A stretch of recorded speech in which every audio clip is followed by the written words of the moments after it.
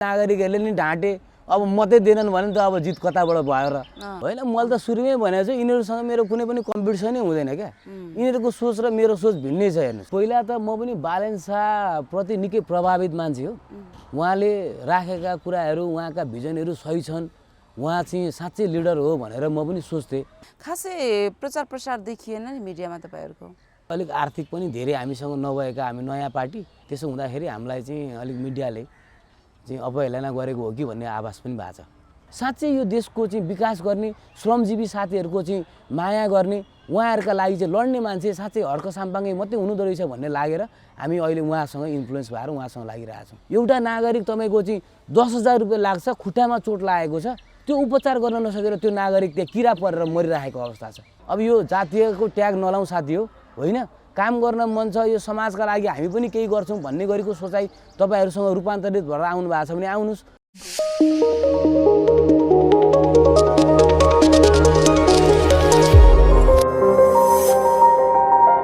नमस्ते दर्शकवृन्द यहाँहरू सम्पूर्णलाई हार्दिक स्वागत छ म सम्पदा लिम्बू यतिखेर चाहिँ हामी झापा क्षेत्र नम्बर 2 मा छौँ र आज हामी कुराकानी गर्दैछौँ श्रम संस्कृति पार्टी झापा क्षेत्र नम्बर 2 का उम्मेदवार केशव भण्डारीसँग उहाँलाई स्वागत गर्न चाहन्छु नमस्ते स्वागत छ नमस्कार घर दैलो अभियान कस्तो चलिरहेछ यहाँको चलिरहेछौँ हामी निरन्तर घर दैलोमै छौँ र चाहिँ हामी अब 12वटा वार्ड अझै बाँकी छन् हाम्रा घर दैलो गर्न अब यो हामी सक्ने तयारीमै छौँ अब समयको अभाव छ अब त्यो पनि हामी लागि परेकै छौँ सकिन्छ होला खासै प्रचार प्रसार देखिएन नि मिडियामा तपाईँहरूको मिडियामा खासै हामी आइरहेका छैनौँ अब यो मिडियाहरू चाहिँ यस्तो रहेछ यो चाहिँ पुराना राजनीतिक दलहरूका र खास गरी तपाईँको चाहिँ यो आर्थिक चाहिँ अलिकति चाहिँ पर्ने मान्छेहरू मात्रै चाहिँ मिडियामा जाने गरेको जुन अवस्था छ त्यसो भएको हुँदाखेरि यो चाहिँ राजनीतिक दलहरूले ती मिडियाहरूलाई पनि छेक्ने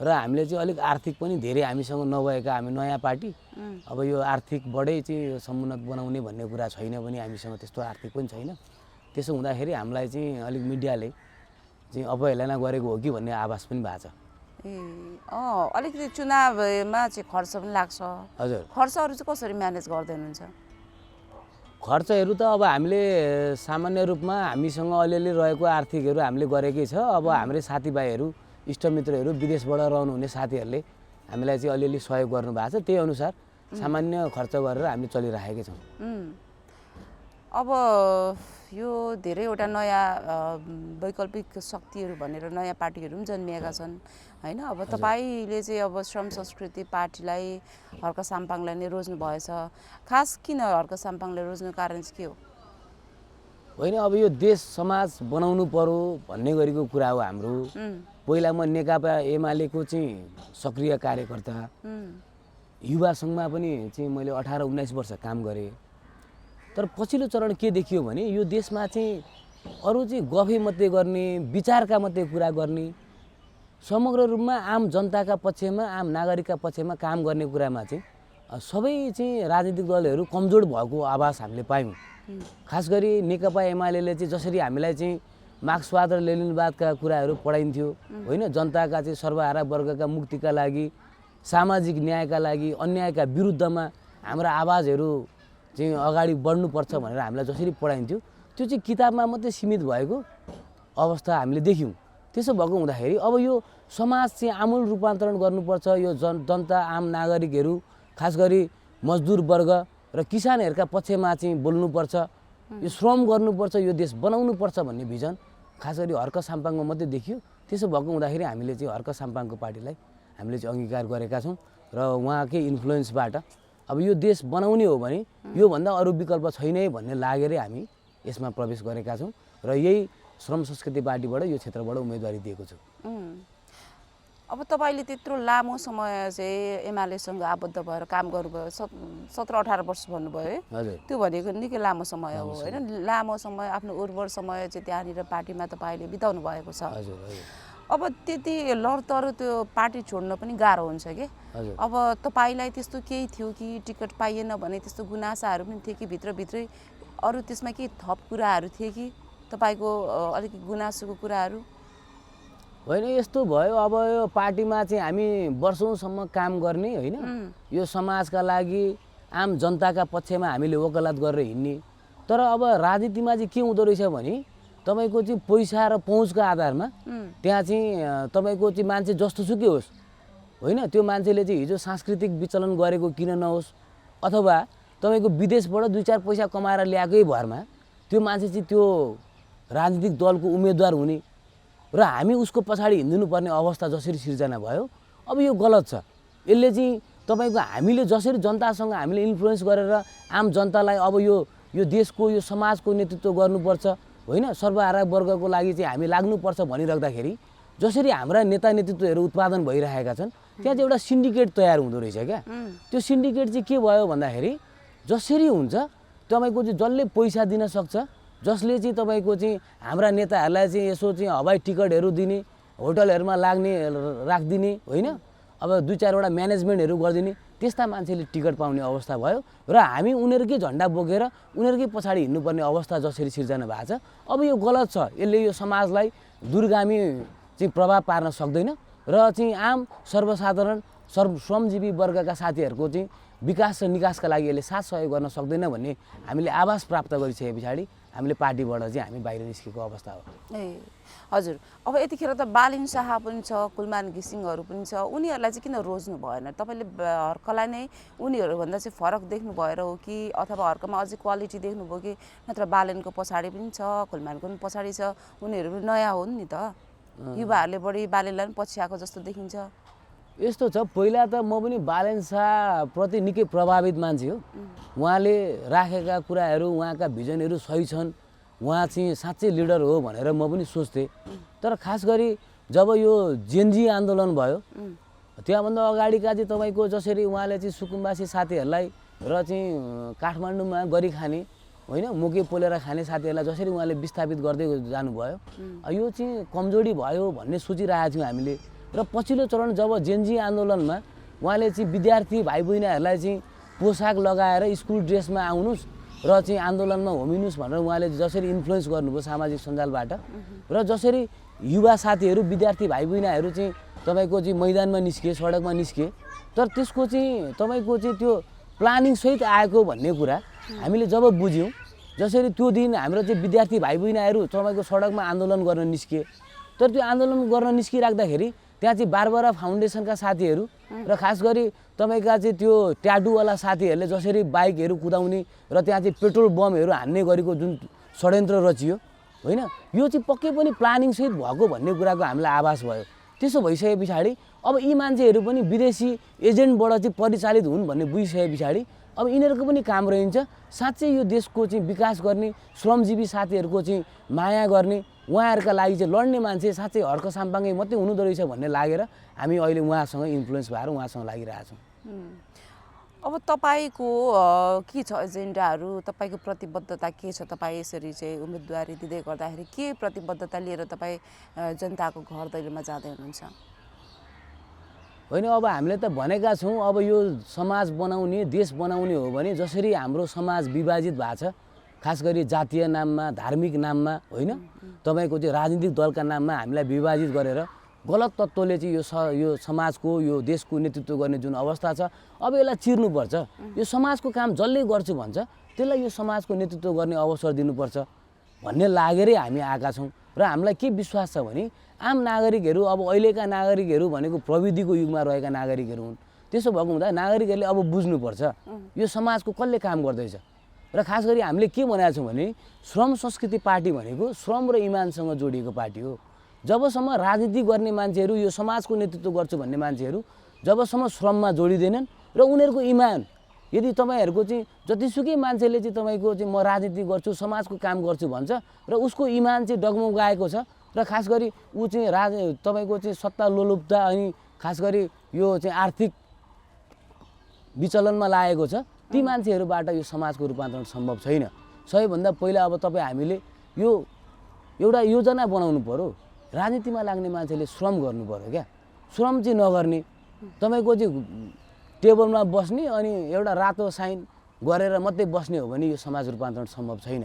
अब राजनीति गर्ने मान्छे भनेको जनतासँग लाग्नु पर्यो, जनताले छुने राजनीतिक दलका मान्छे हुनु पर्यो होइन, जनताले महसुस गर्ने मान्छे हुनु पर्यो, जनतासँगै भिजेर काम गर्ने मान्छे गर्नु पर्यो। आज तपाईँ हामी हेर्न सक्छौँ एउटा नागरिक तपाईँको चाहिँ एउटा चाहिँ थोत्रे टिनको मुनि बसेको छ, उसलाई बर्खायाममा तपाईँको चाहिँ घरमा एउटा आरी थाप्नुपर्ने छ, थाल थाप्नुपर्ने छ अवस्था। हेर्नुहोस् त्यो नागरिकको चाहिँ तपाईँको चुइने जुन छानो छ, त्यो चुइने छानो पहिला विस्थापित गर्नुपर्छ पर्दैन राजनीतिक दलका नेताहरूले। आज जम्मा जम्मी राजनीतिक दलका कुराको हेर्नु त तपाईँहरू हेर्नुहोस् होइन, जम्मा जम्मी के छ भन्दाखेरि यो शहीदका कुरा गरेका छन्, कसैले राजाका कुरा गरेका छन् होइन। अनि यो नागरिक हिजोदेखि प्रताडित नागरिक जो छ तपाईँको चाहिँ एउटा चाहिँ चुइने छाना मुनि बसेको छ, त्यसको छानाको विस्थापित कसले गर्ने होइन, उनीहरूका लागि कसले बोल्ने। आज घाँस बाँस कपासको व्यवस्थापन उनीहरूको भइरहेको छैन। एउटा नागरिक तपाईँको चाहिँ 10,000 रुपियाँ लाग्छ, खुट्टामा चोट लागेको छ, त्यो उपचार गर्न नसकेर त्यो नागरिक त्यहाँ किरा परेर मरिरहेको अवस्था छ। अब यसलाई चिर्ने कसले त भन्दाखेरि राज्य चाहियो नि त त्यसको लागि। राज्य कहाँ छ? राज्य मौन भएको अवस्था जुन छ। अब राज्यमा सही मान्छे चाहिन्छ, काम गर्ने मान्छे चाहिन्छ, यो समाजलाई बुझ्ने मान्छे चाहिन्छ, यो देशको माटो बुझेको मान्छे चाहिन्छ भनेर हामी लागि परेका छौँ। र हामीलाई विश्वास छ आम नागरिकहरू हामीप्रति चाहिँ हामीले राखेका कुराहरू, हाम्रा योजनाहरू उहाँहरूले सुन्नु भएको छ। हामीले काम गरेर देखाएका छौँ। हामी प्रत्येक हप्ता यो समाज र देशका लागि एक दिनको समय आम नागरिकले दिनुपर्छ भन्ने अभियानमा छौँ। र त्यही अनुसार हामीले करिब 1.5 वर्षदेखि हामीले चाहिँ म पहिला यो 3.5 वर्ष जति भयो मैले नेकपा एमाले छोडेको, त्यहाँदेखि मैले एउटा युवा नागरिक समाज भन्ने एउटा स्वतन्त्र समाज, एउटा स्वतन्त्र टिम बनाएको छु। र त्यो टिमको माध्यमबाट मैले यहाँ चाहिँ श्रमदानका अभियानहरू चलाएको छु। खास गरी हाम्रो हर्क साम्पाङबाट इन्फ्लुएन्स भएर मैले झापामा चाहिँ तपाईँको चाहिँ करिब 1.5 वर्षदेखि प्रत्येक हप्ताको एक दिन यो समाज र देशका लागि भनेर हामीले चाहिँ श्रमदानका अभियानहरू चलाएका छौँ। हामीले ठाउँ ठाउँमा तपाईँका चाहिँ चुइने छाना भएका मान्छेका घरहरू बनाइदिएका छौँ। हामीले चाहिँ तपाईँको चाहिँ ओछ्यान परेका मान्छे जसको आवाज कसैले सुनेका छैनन्, न वार्डले सुनेको छ न नगरले सुनेको छ, त्यस्ता मान्छेहरूलाई हामीले ठाउँ ठाउँमा लगेर अस्पतालमा लगेर भर्ना गराएर उपचार गराएका छौँ। आज मान्छे चाहिँ खुट्टा भाँचिएर घरमा चाहिँ तपाईँको चाहिँ रोएर बसेको छ, पीडामा बसेको छ, ती मान्छेहरूलाई कयौँ मान्छेहरूलाई हामीले चाहिँ यहाँबाट लगेर आफ्नै खर्चमा हामीले चाहिँ अस्पतालमा पुर्याएर चाहिँ उपचार गरेका छौँ। त्यसो भएको हुँदाखेरि अब आम नागरिकहरूले हामीलाई चाहिँ मत दिनुहुन्छ, हामीलाई विजय गराउनुहुन्छ भन्ने अपेक्षा लिएका छौँ। जस्तो अब यो तपाईँहरूको पार्टीको एउटा छ होइन एजेन्डाहरू घोषणापत्र छ, तर तपाईँले आफ्नो क्षेत्रमा गर्ने एकदमै ठुलो देखेको 3टा समस्या तपाईँ हल गर्न चाहनुहुन्छ। हजुर के छ 3टा समस्या तपाईँले आफ्नो क्षेत्रमा देखेको? मैले चाहिँ के भनेको छु भने अब एउटा नागरिक तपाईँको चाहिँ घरमा बसेको छ, उसले केही रोजगार पाएको छैन हेर्नुहोस् होइन, उसको घरमा 5 जनाको परिवार छ, रोजगारी पाएको छैन, एउटाले बरेर एउटा काहीँ यसो मजदुरी गर्छ, आउँछ, तपाईँको बिहान खान्छ बेलुका खान्छ, सकिन्छ होइन। हामीले के भनेको छौँ भने यहाँ आज चाहिँ 100औं बिघा बाँझो जमिनहरू त्यत्तिकै बसिरहेछ। ती नागरिकहरूलाई अब कि त राज्यले चाहिँ रोजगारीको अवसर त अब उद्योगहरू सबै बन्द भएको छन्, अहिले चाहिँ रोजगारीको अवसर त छैन। हामीले के भनेको छौँ भने अब ती बाँझा जमिनहरू अब चाहिँ आम नागरिकले उपयोग गर्ने गरी सामूहिक खेतीका रूपमा हामीले अगाडि बढाउनुपर्छ। र खास गरी वनजङ्गलको क्षेत्र, हामी चाहिँ यहाँ 2 नम्बर क्षेत्रमा धेरै वनजङ्गलका क्षेत्रहरू छन्। ती वनजङ्गल क्षेत्रहरू चाहिँ त्यत्तिकै बाँझो अवस्थामा छ। त्यहाँ चाहिँ हामीले चाहिँ हाम्रो आम नागरिकहरू जो कामविहीन छ होइन, जो श्रम गर्न चाहन्छ, ती नागरिकहरूलाई जोडेर हामी त्यहाँ श्रमदान गर्छौँ र चाहिँ हामी त्यहाँ उत्पादन गर्छौँ। र उत्पादन गरेर हामी त्यहाँ चाहिँ फ्याक्ट्रीहरू सञ्चालन गर्छौँ। जस्तो यो उदाहरणका लागि आज वनजङ्गलको जमिनमा हामीले चाहिँ त्यहाँ बेसार खेती गर्न सकिन्छ होइन, अदुवा खेतीहरू गर्न सकिन्छ। ती खेतीहरू गर्ने र चाहिँ त्यो एउटा चाहिँ प्रशोधन गर्ने, जस्तो बेसारलाई चाहिँ हाम्रो हर्क साम्पाङले जस्तो धराने बेसार भनेर निकाल्नु भएको छ होइन, त्यसरी नै हामी चाहिँ झापाका चाहिँ जो झापा क्षेत्र नम्बर 2 का चाहिँ बाँझो जमिनहरूमा हामी चाहिँ बेसार खेतीहरू गर्नेछौँ होइन। झापा 2 मा चाहिँ बेसारका उद्योगहरू खोल्नेछौँ, हामी चाहिँ साबुन फ्याक्ट्रीहरू खोल्नेछौँ।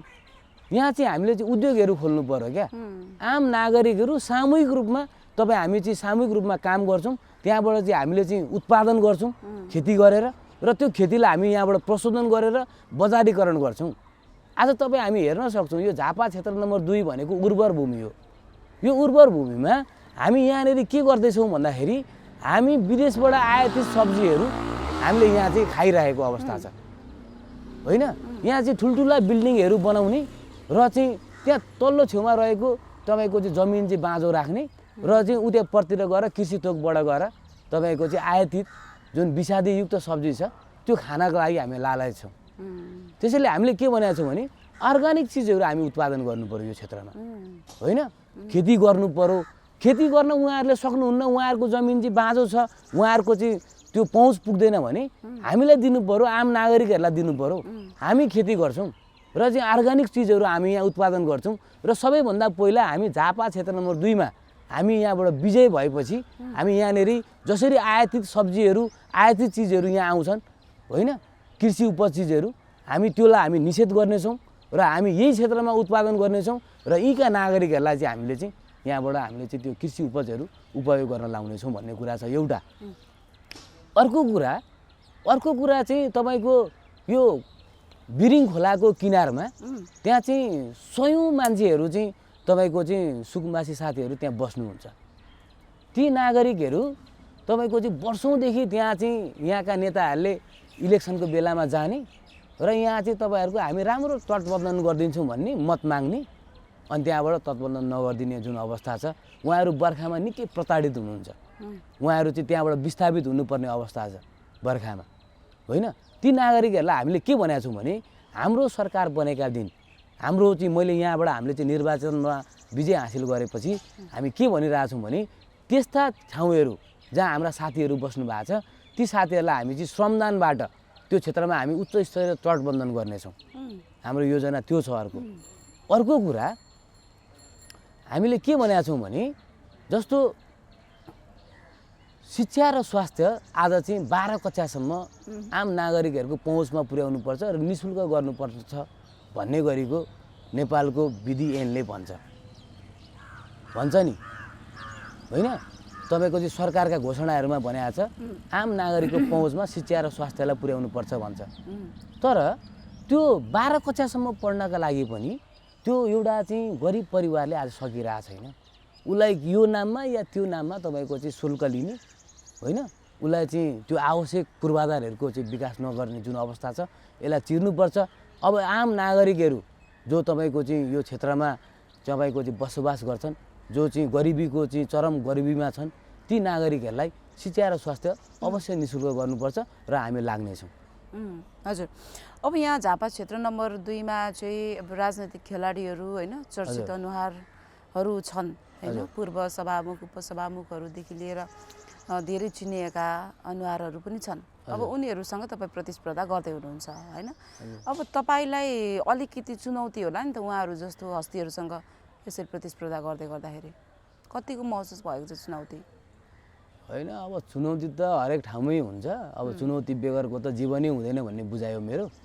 अब चुनौतीहरूलाई सामना गर्नुपर्छ र आम नागरिकका पक्षमा बोल्नुपर्छ, जनताका पक्षमा बोल्नुपर्छ। यो समाजको सेवा गर्छु भन्ने मान्छेले अब चुनौतीसँग डराएर भाग्ने कुरा त पक्कै पनि रहँदैन। हामीले के भनेका छौँ भने हामी जस्तोसुकै चुनौतीका लागि पनि आम नागरिकका पक्षमा जतिखेर पनि उभिनेछौँ, सत्यका पक्षमा उभिनेछौँ, न्यायका पक्षमा उभिनेछौँ भनेका छौँ। र आम नागरिकहरूलाई हामीले भनेका छौँ हामी यहाँबाट कसैले हामीलाई चाहिँ केही गर्छ भनेर हामी यहाँबाट डराउन भाग्नका लागि आएका होइनौँ। मैले त इभन के भनेको छु भने अब यो कम्युनिस्ट विचारधाराबाट आएको मान्छे म, त्यसो हुँदाखेरि मैले के भनेको छु भने म त जन्मिँदै चाहिँ निधारमा कफन बाँधेर जन्मिएको एउटा नागरिक हो। यो समाजका लागि काम गर्नुपर्छ, सामाजिक न्यायका लागि काम गर्नुपर्छ, सत्यका पक्षमा उभिनुपर्छ भनेर लागि परेको मान्छे हो। र मलाई के लाग्छ भने जबसम्म यो समाज सत्यका पक्षमा उभिन सक्दैन तबसम्म यो समाजको रूपान्तरण असम्भव छ। र मेरो सबैभन्दा प्रमुख दायित्व भनेको अब सत्य बोल्नलाई प्रेरित गर्ने हो, आम नागरिकहरूलाई सत्यका पक्षमा उभिनका लागि प्रेरित गर्ने हो। आज तपाईँ हामी नै भनौँ, तपाईँलाई पनि सत्य बोल्न तपाईँलाई पनि डर लाग्छ, मलाई पनि डर लागिरहेछ, होइन? किन भन्दाखेरि तपाईँको सत्य बोल्दाखेरि त्यो तपाईँको चाहिँ हामीलाई चाहिँ के असर हुन्छ कि हामीलाई कसैले एट्याक पो गर्छ कि नराम्रो पो गर्छ कि भन्ने छ। तर हामीले के भनेका छौँ भने यो समाज जबसम्म सत्यका पक्षमा उभिँदैन यो समाजको आमूल रूपान्तरण असम्भव छ। काम गर्ने मान्छेलाई सम्मान हुनु पर्यो, क्या मजदुरलाई सम्मान हुनु पर्यो भन्ने सोच चाहिँ तपाईँले चुनौती महसुस गर्नुभएको छैन यो झापा क्षेत्र नम्बर 2 मा जति पनि उम्मेदवारहरू छन्, होइन? तपाईँलाई डर पनि छैन त्यसो भए? होइन, मैले त सुरुमै भनेको छु यिनीहरूसँग मेरो कुनै पनि कम्पिटिसनै हुँदैन क्या। यिनीहरूको सोच र मेरो सोच भिन्नै छ। हेर्नुहोस्, यो समाज बन्नुपर्छ भने अब युवाहरू जाग्नु पर्यो क्या, एक ठाउँमा उभिनु पर्यो, कहिले जातीय कुरा गरेछ, कहिले नस्लीय कुरा गरेछ, कहिले धर्मको कुरा गरेछ, डिभाइड भएको छ अनि गलत मान्छेलाई बोकेर हिँडेछ, कहिलेसम्म बोक्ने? तपाईँहरूको अध्यक्षलाई पनि त्यो खालको आरोप आउँछ नि, जातीयताको आरोप आउँछ। अब सबै समुदायकोहरू त तपाईँहरू जस्तो मान्छेहरू पनि आबद्ध हुनुहुन्छ, तथापि पनि उहाँलाई चाहिँ किन जातीयताको ट्याग लगाइन्छ? तपाईँले अब यो पार्टीमा रहँदै गर्दाखेरि र बाहिर आम मानिसहरूले कतिपयले लगाएको आरोपहरू सुन्दाखेरि तपाईँलाई कस्तो लागिरहेको छ? के भएको होला जस्तो लाग्छ तपाईँलाई? यस्तो छ, अब यो जातीय कुरा त जसरी उहाँलाई जातीय कुराको ट्याग लगाइन्छ त्यो कुरालाई त हामीले झापाबाट चिर्दिएका छौँ। हेर्नुहोस्, होइन, झापाको श्रम संस्कृति पार्टीको अध्यक्ष म आफै छु, होइन, यो झापा क्षेत्र नम्बर 2 को उम्मेदवार पनि म आफै छु। अब उहाँलाई जसरी जातीय कुरा लागिरहेको छ, मलाई के लाग्छ भने यो विषयमा चाहिँ जस्तो उहाँलाई चाहिँ हिजो श्रमदान गर्न सघाउने, हिजो उहाँ एक्लैबाट सुरु गर्नुभएको हो नि त श्रमदानको अभियान त, होइन, 1 जनाबाट 10 जना 1000 जना हुँदै आज चाहिँ लाखौँमा पुगिरहेको छ। अब यो उहाँलाई सघाउने मान्छेहरू तिनै राई लिम्बूहरू मात्रै रहे हिजोको समयमा, र उहाँका छेउछाउमा त्यो कमिटीमा अलिकति चाहिँ राई लिम्बूहरूको प्रभाव रहेको हो कि भन्ने गरीको आवाज आज भएको छ। अब हिजो उहाँलाई सहयोग गर्ने मान्छेहरू उहाँहरू नै हुनुहुन्थ्यो, उहाँहरू नै आज चाहिँ त्यो कमिटीमा रहनु भएको छ। तर जसरी उहाँले भन्नुभएको छ यो समाज, यो श्रम संस्कृति पार्टी यो तपाईँ हामी सबैको पार्टी हो, तपाईँहरू काम गर्छु भन्नुहुन्छ, होइन, तपाईँ जुनसुकै जातिको किन नहोस्, तपाईँ काम गर्छु, श्रम गर्छु, यो देश बनाउँछु, यो समाजलाई रूपान्तरण गर्छु भनेर आउनुहुन्छ भने हामीले जुनसुकै जाति धर्म पार्टीको मान्छेलाई पनि वार्मली वेलकम गरेको छ, होइन। र त्यही उदाहरणको स्वरूप मलाई उहाँले चाहिँ झापामा मैले चाहिँ 1.5 वर्षदेखि गरेको जुन श्रमदान हेर्नुभयो, होइन, उहाँलाई चाहिँ हामीले चाहिँ उहाँको विचारलाई हामीले अगाडि सारिरहेका छौँ। अब यो झापाको कमान्ड तपाईँले गर्नुहोस् है भनेर उहाँले नि मलाई जिम्मेवारी दिएर पठाउनु भएको छ। त्यसो भएको हुँदाखेरि उहाँलाई त्यो जातीय कुराको ट्याग लाउने कुराहरू ती गलत मिथ्या कुराहरू हुन्। त्यसो भएको हुँदाखेरि अब तपाईँ हामी जस्ता सचेत मान्छेले, आम नागरिकहरूले यो कुरा बुझ्नुपर्छ। र चाहिँ अब आम नागरिकहरू खास गरी ब्राह्मण समुदाय, क्षेत्रीय समुदायका साथीहरूलाई म भन्न चाहन्छु, अब यो जातीयको ट्याग नलाउँ साथी हो, होइन, काम गर्न मन छ, यो समाजका लागि हामी पनि केही गर्छौँ भन्ने गरेको सोचाइ तपाईँहरूसँग रूपान्तरित भएर आउनु भएको छ भने आउनुहोस्, वेलकम छ। बरु मेरो पद म बरु छोडिदिन्छु, अरू कुनै समुदायलाई छोडिदिउँला, होइन, तर के हो भने काम चाहिँ गर्नुपर्छ, होइन, श्रम गर्नु पर्यो क्या, यो देश बनाउने हो भने। आज तपाईँ हामी हेर्न सक्छौँ, आज एउटा मान्छे जन्मिँदै तपाईँको चाहिँ 80-90 हजारको ऋण बोकेर जन्मिरहेको छ एउटा नेपाली नागरिक, होइन। अब यो ऋण कहिलेसम्म बोक्ने? अब यो देश तपाईँ हामी हेर्न सक्छौँ 23 गतेको जेनजी आन्दोलन यो देशमा यो कुशासन र भ्रष्टाचार अन्त्य गर्नुपर्छ, एउटा सभ्य समाज निर्माण गर्नुपर्छ भनेर भएको आन्दोलन हो नि त, होइन। तर त्यो आन्दोलनलाई चाहिँ के गरियो? तपाईँको चाहिँ दिग्भ्रमित पारेर कता लग्यो? 24 गतेको विध्वंसमा लग्यो। आजसम्म बनेका संरचनाहरू खास गरी तपाईँको चाहिँ 24 गतेका दिन के भयो भन्दाखेरि जति पनि देशमा चाहिँ अहिलेसम्म यो भ्रष्टाचार गरेर, होइन, बाँकी रहेका पैसाले जसरी यो संरचनाहरू बनेका थिए ती संरचनाहरू सबै ध्वस्त बनाइएका छन्। अब फेरि के गर्ने भन्दाखेरि अब फेरि विदेशबाट ऋण ल्याउने अनि फेरि तिनै संरचनाहरू बनाउने जुन कुरा छ, अब यसलाई चिर्नुपर्छ। अब संरचनाहरू बनाउने हो भने श्रमदानबाट बनाउनुपर्छ, आम नागरिकहरू सबै एक ठाउँमा उभिएर बनाउनुपर्छ। यो देश अब तपाईँ हामीले बनाउनुपर्छ भनेर लागि परेका छौँ र हामीलाई विश्वास छ आम नागरिकहरूले हामीलाई बुझ्नुहुनेछ र हामीलाई मतदान गर्नुहुनेछ। तपाईँको जित कति प्रतिशत सुनिश्चित छ? अब जित त अब खोइ हामी चाहिँ जहाँ जहाँ घर दैलो गरिराखेका छौँ, आम नागरिकहरूसम्म पुगिरहेका छौँ। अब तपाईँ जतिको युवा यो समाजका लागि चाहिन्छ, होइन, अब तपाईँलाई नै दिने हो मत भन्छन् नागरिकहरूले। अब यो भनिराख्दाखेरि अब पछि नागरिकहरूले नि ढाँटे, अब मतै दिएनन् भने त अब जित कताबाट भयो र, होइन। तर अब चाहिँ जसरी उहाँहरूले भन्नुभएको छ त्यही आधारमा हेर्ने हो भने हामीलाई त अरू कसैले कम्पिटिसनै गर्न सक्दैन भन्ने लाग्छ मलाई। त्यो खालको चाहिँ प्रतिक्रिया पाइराखेका छौँ। हामी जहाँ जहाँ जान्छौँ नि तपाईँको त्यो आम नागरिकहरू योचोटि चाहिँ माटोमा भोट हाल्ने तपाईँलाई हामी मत हाल्छौँ भनिरहेका छन्। र त्यसो हुँदाखेरि हामीले के विश्वास गरिरहेका छौँ भने आम नागरिकहरूले हामीलाई मतदान गर्नुहुनेछ र हामीलाई यो झापा क्षेत्र नम्बर 2 को आमूल रूपान्तरणमा हामीले देखेका योजनाहरू, हाम्रा भिजनहरूका लागि साथ सहयोग गर्नुहुनेछ भन्ने विश्वास हामीले लिएका छौँ। हुन्छ, धन्यवाद यहाँको विचारलाई। Thank you so much sir.